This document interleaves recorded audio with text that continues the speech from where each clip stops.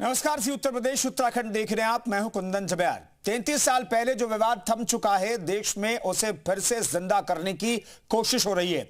विवाद है बाबरी मस्जिद का, जिसका निपटारा 6 साल पहले देश का सुप्रीम कोर्ट कर चुका है। लेकिन आज 6 दिसंबर से पहले उसी बाबरी को लेकर नया विवाद खड़ा किया जा रहा है।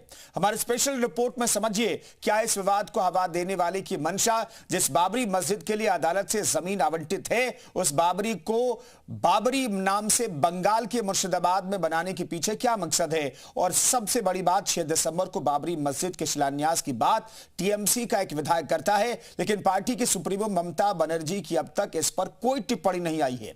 इस चुप्पी के पीछे क्या वजह है, इस चुप्पी के क्या मायने हैं, आइए आपको दिखाते हैं।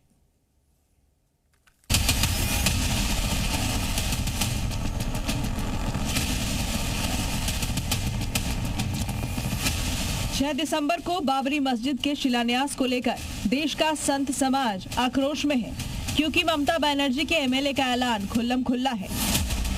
बाबरी मस्जिद का शिलान्यास होगी 6 दिसंबर। तो क्या अपने विधायक हुमायूं कबीर का ऐलान ममता बनर्जी तक नहीं पहुंचा?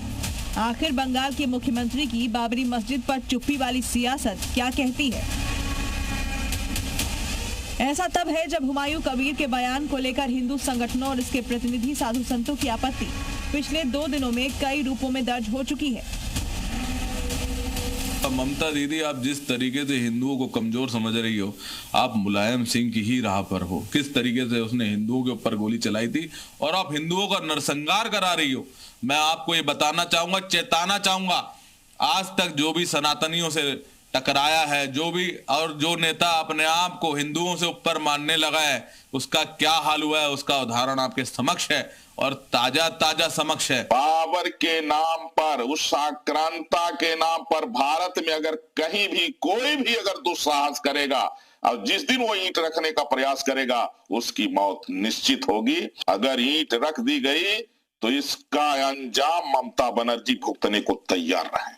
अब ऐसे कुकर्मियों का हिंदुस्तान की धरती पर एक ईंट नहीं रखा जाएगा। अगर तुमने ऐसी गलती की तो लाखों लाखों संतों के साथ और हिंदुओं के साथ पश्चिम बंगाल कूच करेंगे। देखेंगे कैसे तुम बाबरी मस्जिद का नींव रखते हो। तो क्या ममता बनर्जी उस दिन का इंतजार कर रही हैं, जब उनका विधायक मुर्शिदाबाद में बाबरी मस्जिद के शिलान्यास पर अड़ा रहेगा और इसके विरोध में हिंदू संगठन बंगाल कूच करेंगे?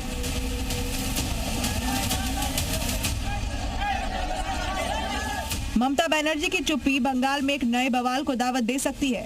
फिर भी ये साफ नहीं कि हुमायूं कबीर का ये बयान पर्सनल है या इसे पूरी पार्टी का भी समर्थन है।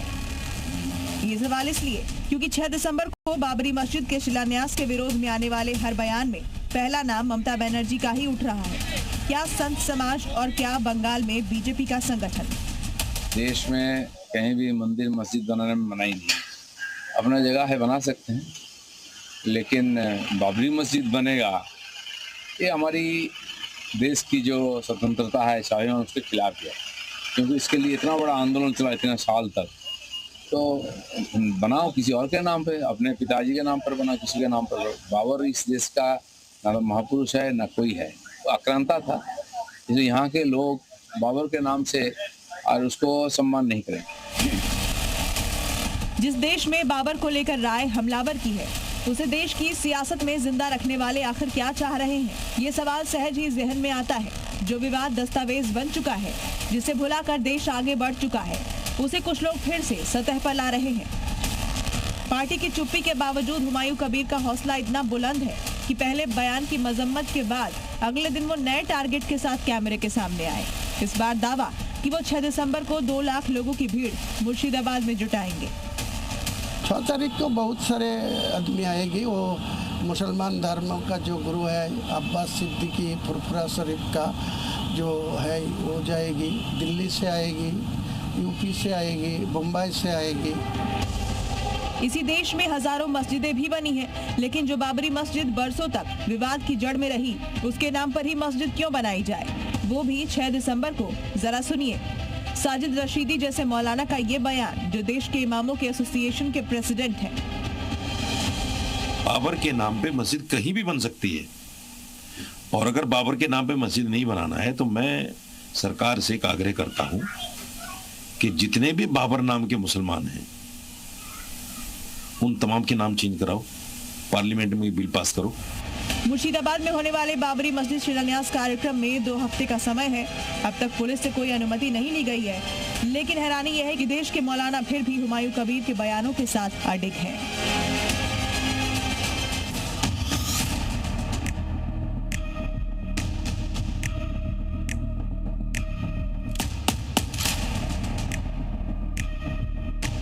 मुझे ये बू बांग्लादेश से आ रही है।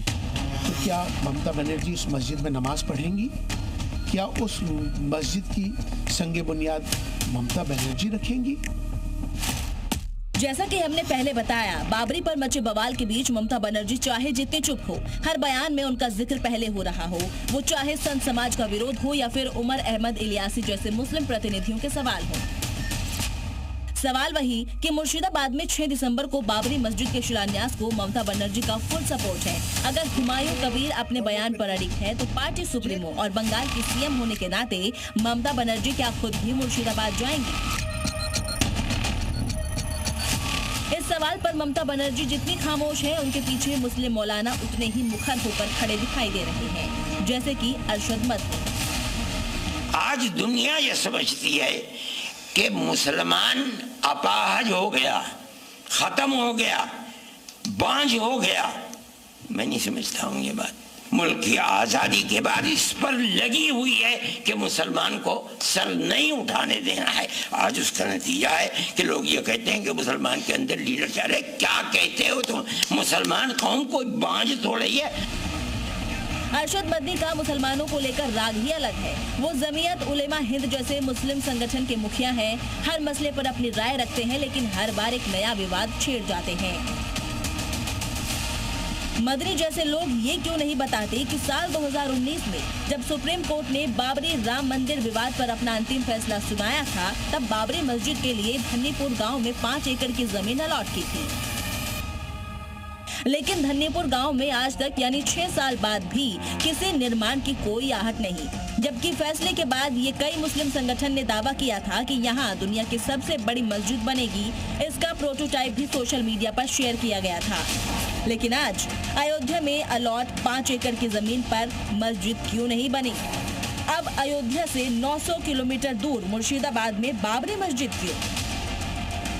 किराए से मैं बना रहा था तो वहां से मेरे खिलाफ प्रेस कराई गई। ये प्रेस कराई गई कि ये मंदिर नहीं बनना चाहिए, और वहां के पुजारियों ने कहा हम प्रेस नहीं करेंगे। तो बीजेपी ने अपना कार्यकर्ता खड़ा किया वहां पे, फिर वहां के मुख्यमंत्री जी से कहलवाया गया। तो बीजेपी हर धर्म के खिलाफ है। बीजेपी चाहती है जैसा वो कहें धर्म वैसे ही अपना लीजिए आप, वो ये कहें वही मानिए बात। मौलाना मदनी जैसे लोग उसको संकीर्ण दृष्टि से देखते हैं, और जिस मुद्दे को वो सांप्रदायिक रंग देने की कोशिश कर रहे हैं उसमें सफल नहीं होंगे। वो जिस सांप्रदायिकता का जहर घोलना चाह रहे हैं वो उसमें सफल नहीं होंगे। पीएम मोदी ने कहा कि सबका साथ सबका विकास और सबका प्रयास ही भारत को ऊंचाइयों पर लेकर जा सकता है। मदनी जैसे लोग जिस मुद्दों को सांप्रदायिक रंग देने की कोशिश कर रहे हैं वो उसमें सफल नहीं होंगे। उनका बयान किसी भी हालत में स्वीकार नहीं किया जा सकता है।